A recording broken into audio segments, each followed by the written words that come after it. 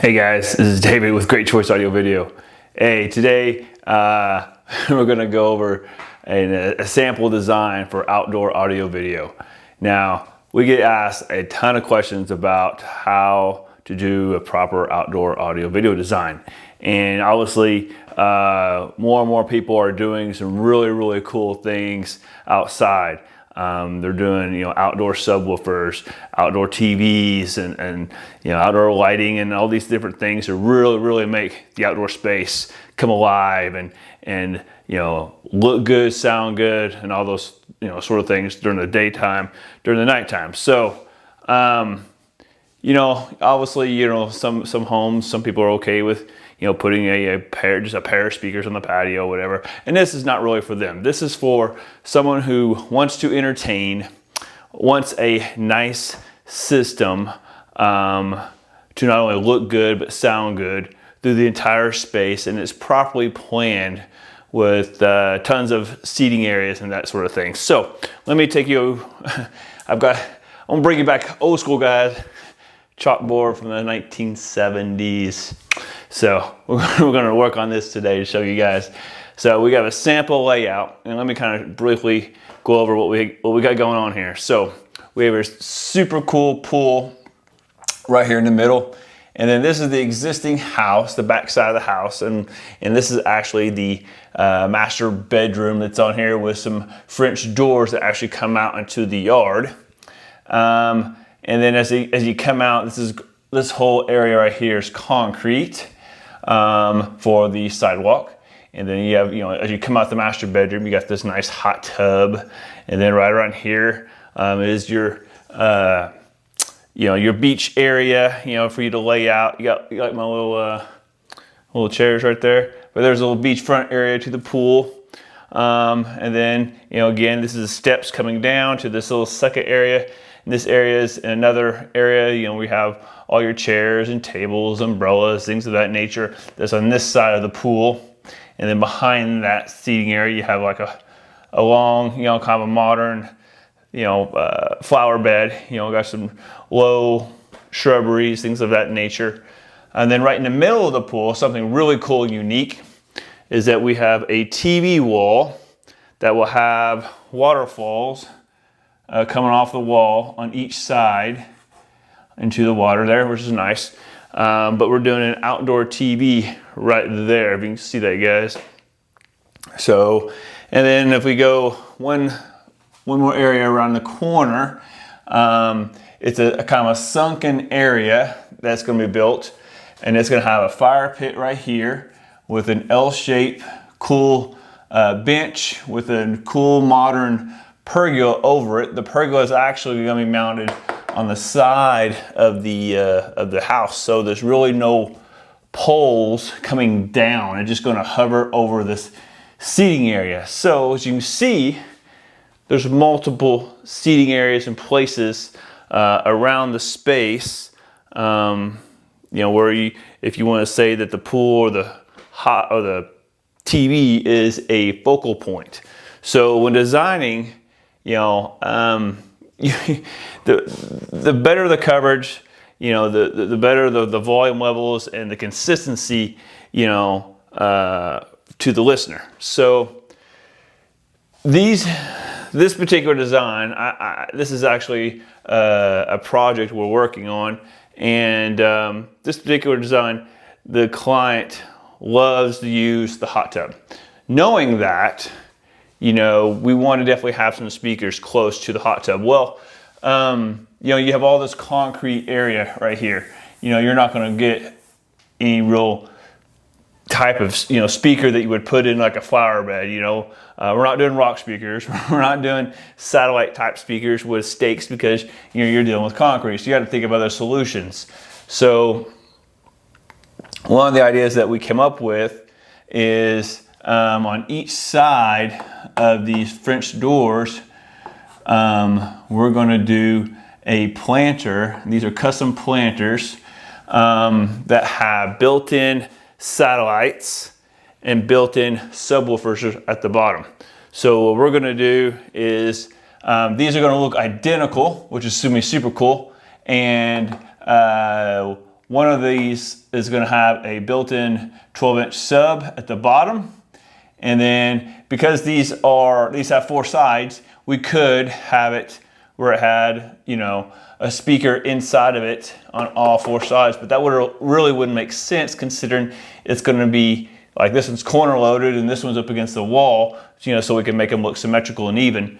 So we're actually going to do 1 satellite at the front side of each planter, which is built in, and then a sub in this one to hit, so you have base on this side of the yard. So when they come out from the master bedroom and go use just the hot tub, or they're just sitting in the hot tub, this pair of speakers with this sub is definitely going to fill this area and make it nice and consistent, you know, for this entire space. So that's filling this area here.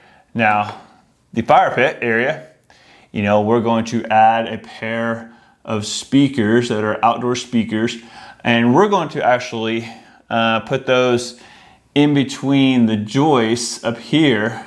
So we'll probably put one here, in here, right above the listener. And what we're going to do is we're going to make that almost like a separate zone.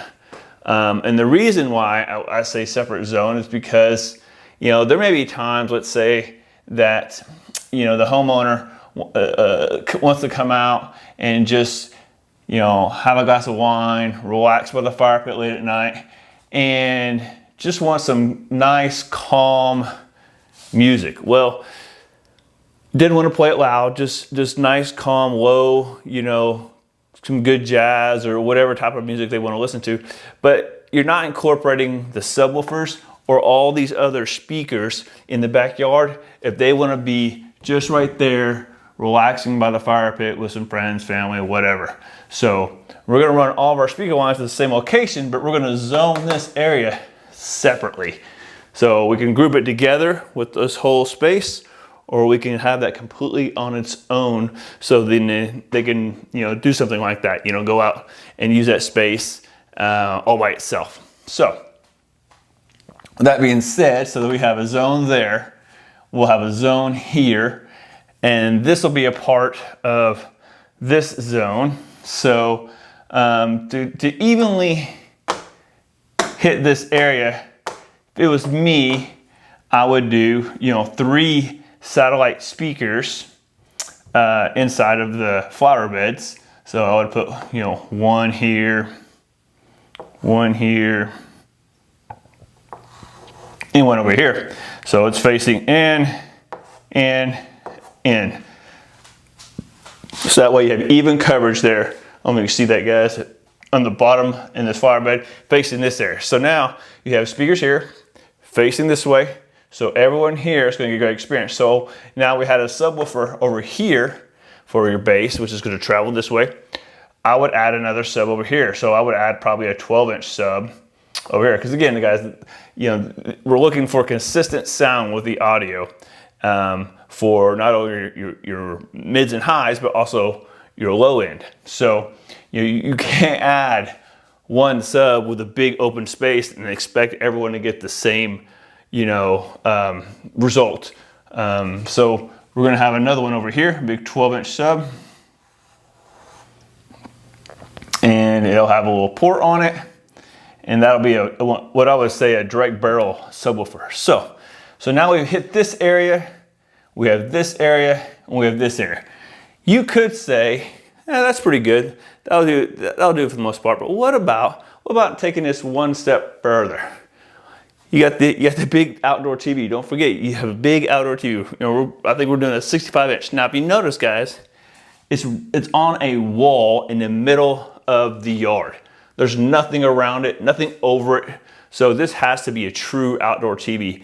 And not only does it have to be an outdoor TV, it really needs to be a direct sun outdoor TV, because that's exactly what it's going to get. So throughout the day, because there's no shade over it, you would want a direct sun TV. You know, a Sierra makes one, Sunbright makes one. Those are the 2 choices that I would go with, but that's what you're gonna have to go there. So now what if you are out in the pool, let's say it's movie night, and you're watching, you got a movie playing on this TV.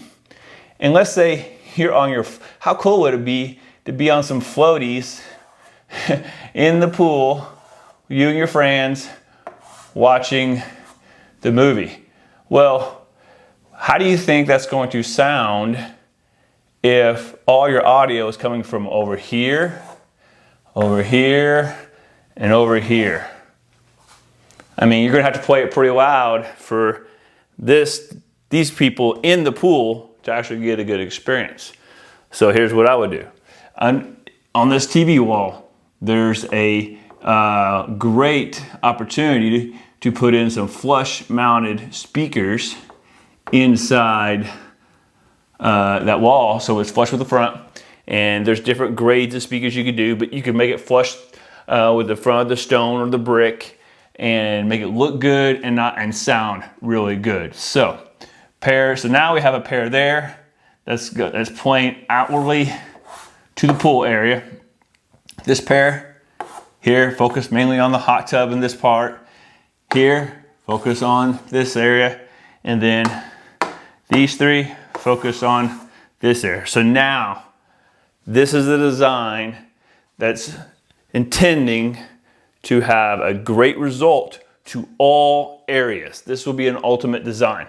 So then you would have to think, okay, from there, hitting all these areas, then you can start talking about options on grades of speakers, you know, how much power, you know. What we've done in this design is, for instance, you have satellite speakers. Well, you could run those in 4 ohm or you could run those in 70 volt. Well, depending on how far your amplifier is, and ours is way on this side of the house in a closet area, we have to run long, you know, wire to the speaker. So you're thinking about how long is the distance, and then how many speakers do I need to connect? Well, if we're gonna do 1, 2, 3 speakers here, 2 here, that's 5, and then a satellite here, 6, satellite here, that's 7.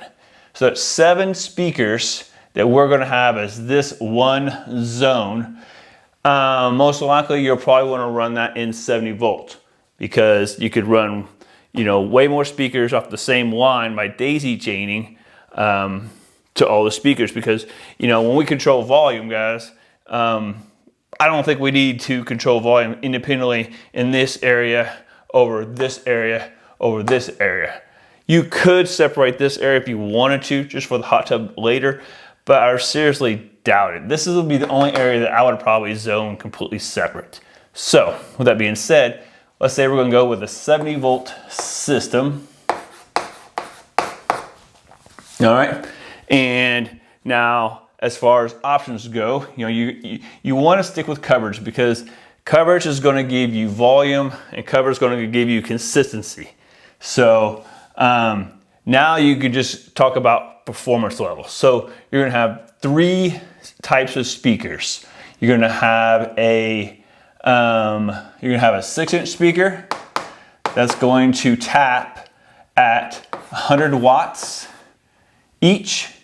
You're going to have a 4-inch speaker that's going to tap at 50 watts each. And you're going to have a 3-inch speaker that's going to tap at 30 watts. So you're going to stick with the same coverage, but you're going to choose what fits in your budget and then what you are expecting as far as performance goes. So for someone who just wants background, fairly low end, still sounds good, but you know, it's not going to, you know, rock the entire neighborhood, then, you know, we'll probably want to go with a 3 or 4-inch speaker. But someone who wants to seriously impress, someone that doesn't have the neighbors close by, or they're really good friends with their neighbors, you never know, then maybe let's go with a 6-inch speaker with a lot more power that we can really, you know, crank up and, party, you know, whatever you're trying to do. So anyway, so we have those going there. Now subs, we're doing 2 subs, one here, one here. I didn't want one over there because that could be an area that we you know, just want to relax in, so we don't want to incorporate subs there. And you could add in this area later, could be a little overkill. You know, I like to add as many subs as possible in a space just for consistency. So you're not just depending on one big sub trying to cover a huge amount of area. So, but I would go with a 10-inch and a 12-inch here. And most likely we would run these in 4 ohm. So we would run a 750 to 1000 watt amplifier per speaker. So it's getting plenty of power to be run to match up with the speaker. So if you're doing a 750 to 1000 watt amp on those, you'll most likely are going to probably want to do, a 6-inch speaker. 4-inch would be minimum. If you go with a 3-inch speaker, then you could probably scale down your subs a little bit to try to match and not overpower what your 3-inch speakers are actually producing. So lots of ways to do this, guys. The main thing I want to show you is that there's coverage is always best. Some people think, oh, I could just put a couple pairs of speakers in and it'll be just fine. Not really. Depending on what performance levels you're going for and what you're trying to accomplish. If you're trying to have consistent sound in all the areas, you have to look at the whole plan just like this. So, if people are going to be sitting right here, are they going to get a good experience? Are they sitting right here? Are they going to get an experience? If they're in the hot tub, are they going to even be able to hear it? If they're off to the side in this pergola fire pit area, are they going to even be able to hear or experience, the ball game that's being played on the TV or a movie or whatever? So, you just have to think about all of that so you can end up with something super awesome. So now let's talk real quick about wiring. Now, your equipment is obviously going to be a little bit away. So I would, for distance, stick with 14 gauge wire. 14 gauge wire.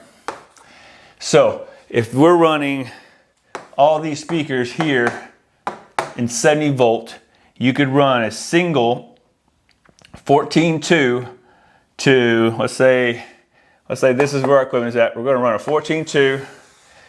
It's going to go to this speaker, and then it's going to daisy chain to this speaker, daisy chain to this speaker. Then this is going to come around and go to that speaker, and to that speaker, and then that speaker, and finally to that speaker. So that's that's one. Now remember, these are separate, so we can run those in 70 volt or 8 ohm or 4 ohm, and it would have its own speaker wire going from the home run all the way over the first one and the second one. And then you have your subwoofer in this first planter that's in this corner, and you have a subwoofer right there. So each one of those, again, staying with 14 gauge wire, each one is going to get a 2 conductor. So you have a 2 conductor going to this sub, and then you have, we're going to go that same route. And this is going to go all the way over to there. So as you can see, it's quite a bit of wiring. And so if you didn't properly plan for that, you may not be able to get all the wires to these locations, especially where you see all this concrete is. If you didn't properly run conduit to these locations, to an area, if it was me, I would run conduit, to a point that you could get to later that's gonna be grass. Well, we know beyond this is grass, and back here is gonna be grass. So I would almost do a junction point behind this wall that you run a conduit back to there, and then all of this conduit to back there. Or during if you were able to get there before they poured this concrete, you could almost do a junction, bring conduit from the main to here to a big old junction box, and then split off. You'll have a piece of conduit come here, piece of conduit going there, and then a piece of conduit coming into the flower bed. So, and this one would be pretty much direct barrel wire going all the way to this fire pit area. But again, guys, you see how much wire. You know, the years ago we would only run, you know, a pair of speakers or a 16 gauge, you know, 4-conductor where it would give you a pair of speakers and just depend on, you know, a 70-volt system to take care of us. But as we're getting into more elaborate backyards and pools where we're doing more things, and like this one, we're doing zones, you know, where there's more than one zone around the pool area, you're definitely going to have to run a little bit more wire to the outside of the house, you know, especially if you use as a new home construction, to be prepared for all this wire that's going to go. Because if you just run a single 4-conductor over here, you could already tell, you know, you need, you know, 2, 4, 6, 8, 10. There's 10 2-conductor wires to make this system work. If you only ran one 4-conductor wire, what's that going to leave you? Not a lot of choices. You're going to be stuck with a 70-volt system that's probably not going to be zonable. That's probably not going to give you the performance you might be looking for if you want to go with high-powered subwoofers and higher-powered speakers, because you would hate to be limited by the amount of wire that you have. And we came across a few jobs, speaking from experience, that, you know, that we took over or that we came behind somebody else and they only ran, you know, one, you know, 4-conductor wire to future pool, and, you know, just a basic 70-volt system is all we were allowed to do. And that sometimes can be okay, just depending on the expectations and the backyard and all that sort of thing. So hope you guys are getting something from this. Please subscribe, hit that thumbs up, hit that notification bell, just in case we, you know, always, so as soon as we put out a video, you guys get notified. We do get super excited about our backyard pools, backyard systems, audio, video, in the backyard with lighting and everything, because it's such a huge and dramatic transformation. So if you guys have any questions, anything else to add, I didn't want to talk about equipment specifically because there's tons of equipment that's available to use in the backyards, and, you know, we tend to lean towards James and in that regard for the most part, but I didn't want it to be about brand so much on this. I wanted to be about design and kind of what all it takes to, you know, do a nice backyard design with multiple seating areas and different types of speakers, and putting those in the correct areas and have the correct distances for satellite speakers and subwoofers and all those sort of things. So again, guys, appreciate you watching, sticking with us, and hope to see you guys next time. Thanks.